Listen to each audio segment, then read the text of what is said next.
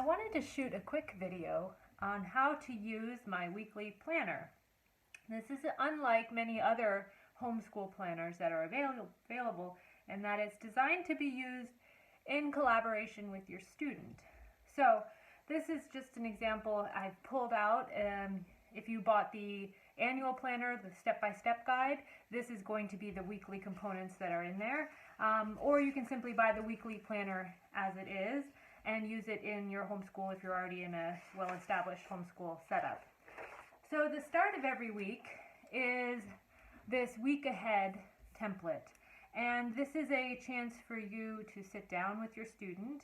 I'm going to be filling this out. Typically my children fill this out. We do it together. And the week ahead, for instance, I'm going to say this is the week starting February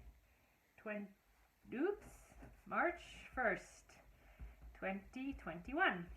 And here's a chance for the student and the parent to kind of just get an overview of how I'm feeling.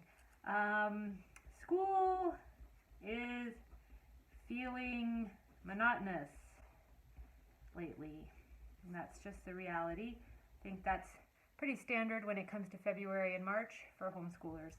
School is feeling monotonous lately. Time for a fresh project? Question mark. This is something that my daughter and I can discuss. This page, what's really nice about this style of planning is that it serves to be a compendium, if you will, of your year when you're done. Okay, now comes the meat and potatoes of the weekly plan. It's a 2-page spread. Here I will label the week, March 2nd or March 1st, 2021. This week's mantra.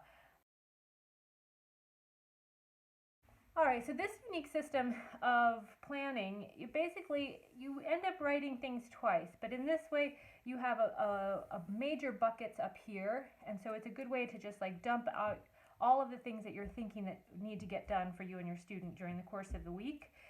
Have your schedule here, and then you can go down below here and realistically look, what can I accomplish on each day? It's not a guarantee that you're going to get all these things done. So let me explain how we set up ours. I have what I call a daily block, and I label Friday, Thursday, Wednesday, Tuesday, Monday. Okay, so I have things that the kids need to do every single day, or if not, I'll cross some of them out. So they have their spelling programs. They have some Khan Academy that they do on their own. They have reading every day. Spelling, I only have them do twice a week. So I just cross this off like that. And then and Khan, I have them do 3 days a week. So I go like this. Reading, they need to do every day. Violin, they play violin. They need to practice that every day. And you can go on like that.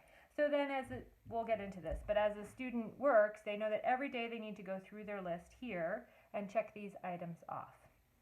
So these tend to be small, independent study sort of things. Now, mind you, my children are slightly older. They're middle school level, so this will change depending on the age and motivation, if you will, of your student. The next block I do here is lessons, and these are things that need to be done with me, the teacher.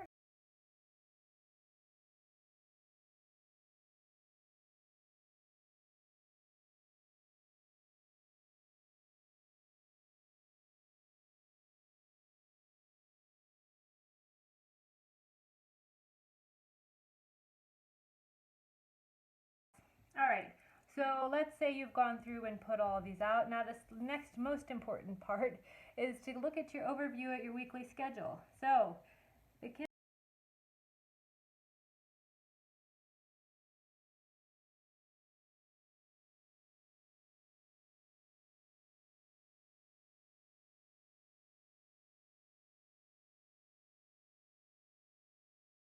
So now the idea is to look at, sometimes we do a little summary here at the bottom, where at the bottom of the day I'll say, oh gosh, she really only has like 1 hour of open time there, not even.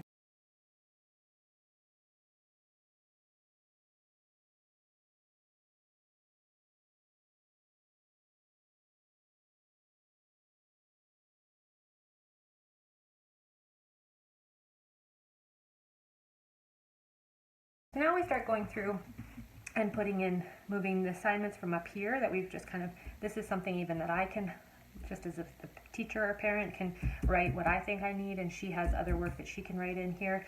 And then the process of her taking this and slotting them into her days and making decisions about what will make it and what will not is what happens next.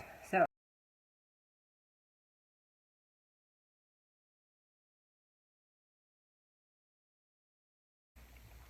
all right, so this, you can also schedule things on the weekend. There's a spot for weekends.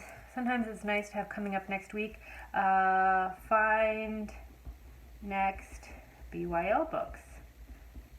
And I'm gonna Fish in a Tree. These are not actual BYL books. I don't know what they are right now. What else do you do? Gather science supplies. We're going to learn how to make a microphone. So we need to have copper wire, 9-volt batteries, magnets, and I think that we have everything else that we need. So that's a place here. Notes, this is a place where she can write things that are, Mom, I need help. I need help with my algebra homework. And we have like kind of a conversation with this planner. Okay, so that's the main part of the planning thing. One thing that my daughter has done that she enjoys doing is she goes through then after this part is complete with a different color pen and will time block her schedule. So she'll have here algebra for herself. That's the time that I'm going to do that. She's going to do her daily here. Daily,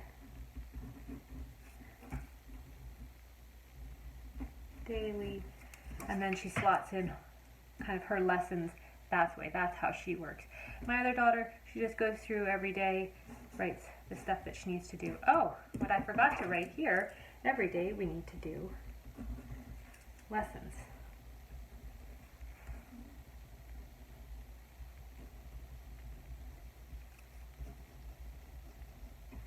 Okay, so that's an overview of the planning pages. Now the last part, so the week is over, kind of as they go through, they cross this work off. The next week we can move work that doesn't get done and completed here. It can get moved into the next week, reassess. Every quarter we reassess what we're studying and how we're studying it, but at the end of every week what I like to do is have this weekly evaluation, so the week ending March 5th, and we have a section for writing cheerleading. Okay, this is great things that have happened through the week. Course correction is a place that you need to, the things that have come up that we need to fix, or problems. You didn't hand in any of your assignments on time. We were trying to cram to get your writing assignment done right 10 minutes before class. Reaching higher is kind of a self-evaluation and a spot for both parent and student to write something. So I would, as the parent, how I can do better. Have the science lesson planned.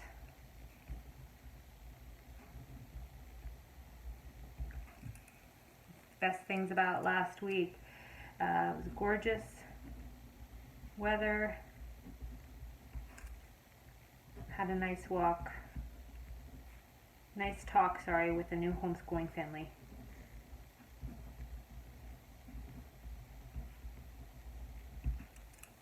My daughter can do the same things here. What's nice about this is at the end of the year, you have this wonderful collection of snippets into the insight of your student over the course of the year. So that's a summary of how to use my weekly planner pages. Please reach out. Ingrid at lemonadehomeschooling.com if you have any questions. I'd love to hear from you. Thanks.